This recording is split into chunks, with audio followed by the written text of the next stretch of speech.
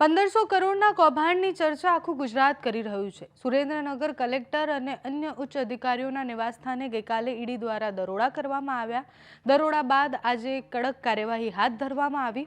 મોટા અને આ જેટલા કરોડો રૂપિયાની વાત થઈ રહી છે એટલા કરોડોના કૌભાંડ હોય તો એ સામે આવતા હોય છે, એની ચર્ચાઓ થતી હોય છે। અત્યારે વર્ષનું છેલ્લું અઠવાડિયું છે અને ચર્ચા એ કરવી છે કે ગુજરાતમાં એસીબી જે એન્ટી કરપ્શન બ્યુરો છે એ પણ આ કામગીરી કરતું હોય છે। આટલા બધા કરપ્શન થતા હોય છે એને ખુલ્લું પાડતા હોય છે, રંગે હાથ અધિકારીઓને પકડતા હોય છે અને બહુ જ બધા કેસ એવા જોવા મળ્યા છે કે જેમાં ક્લાસ 1 અધિકારીઓ 10,000 અને 20,000ની લાંચ લેતા હોય, જે જોયા પછી આપણને એવું થાય કે કરપ્શન એ કેટલું ખોખલું કરી દે છે આપણા તંત્રને। અને પછી સવાલ એ થાય કે બધા અધિકારીઓ સાથે થાય શું છે। નમસ્કાર, આપની સાથે હું છું પાયલ।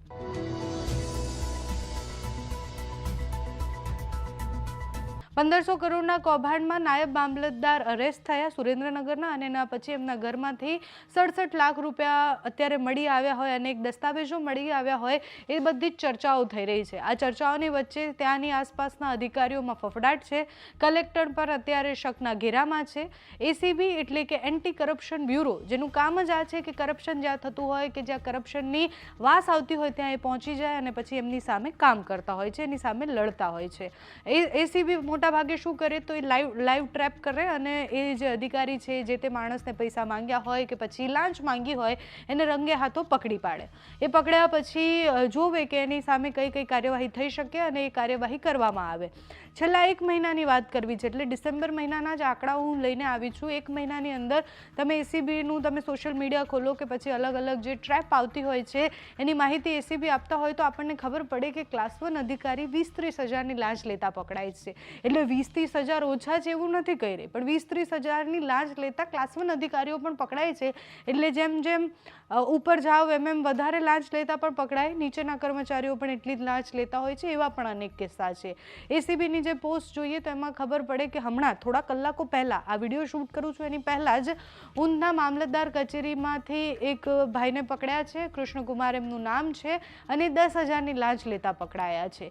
2 દિવસ પહેલા વડનગરથી જે સમાચાર આવ્યા એની ચર્ચાઓ બધી જ બાજુ થઈ, કારણ કે વડનગર એ પ્રધાનમંત્રીનું ગામ કહેવાય અને ત્યાંથી સિવિલ હોસ્પિટલ જે મહેસાણાના છે ત્યાં ફરજ બજાવતા તબીબી અધિક્ષક જે ક્લાસ 1 અધિકારી છે એ હર્ષિતભાઈ 20,000ની લાંચ લેતા ઝડપાયા।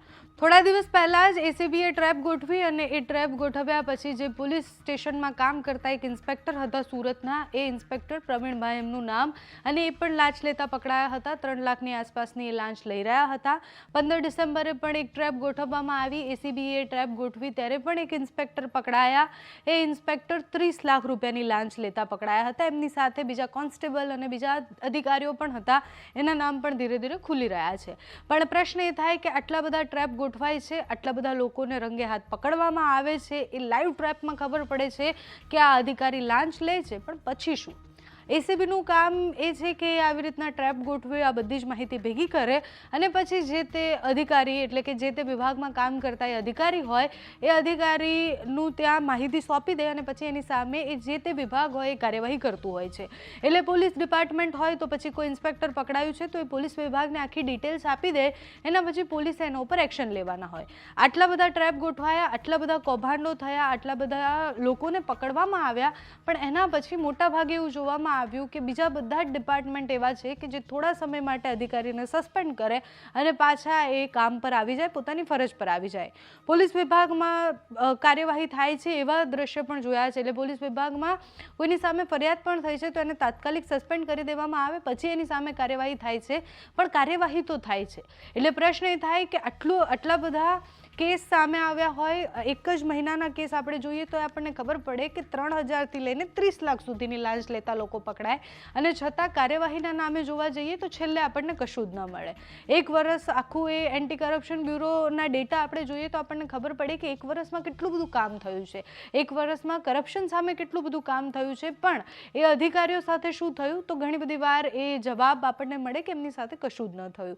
સુરેન્દ્રનગરનો કેસ આવ્યો અને સુરેન્દ્રનગરના કેસ પછી આટલા બધા જ કરોડો રૂપિયાનું, એટલે 1500 કરોડ એ બહુ જ મોટી રકમ છે અને એટલા મોટા કૌભાંડની વાત થતી હોય તો આપણને પણ એ પ્રશ્ન થાય કે એસીબી આટલા સમયથી આવી રીતના ટ્રેપ ગોઠવે છે અને બધું જ કરે છે, આપણી સામે એ બધા જ આરોપીઓના ફોટા પણ હોય છે, આપણી સામે એ અધિકારી કેટલા રૂપિયા લાંચ લેતા હોય છે એ બધું જ હોય છે. અને હવે લાંચમાં પણ એવું કરે છે અધિકારીઓ કે એમાં પણ સગવડતા આપે છે, એમ કે તમારે આટલા લાખની લાંચ છે, તમે એક કામ કરો, તમે ગૂગલ પે કરી દો, એ સગવડતા આપે કે તમે હપ્તે હપ્તે લાંચ આપો. એટલે એમાં પણ સામેવાળાને જેમ સાનુકૂળ આવે એવી રીતના લાંચ લેતા અધિકારીઓ પણ છે, પણ અધિકારીઓ સામે કાર્યવાહી કેટલી થાય છે એ મોટો પ્રશ્ન હોય છે.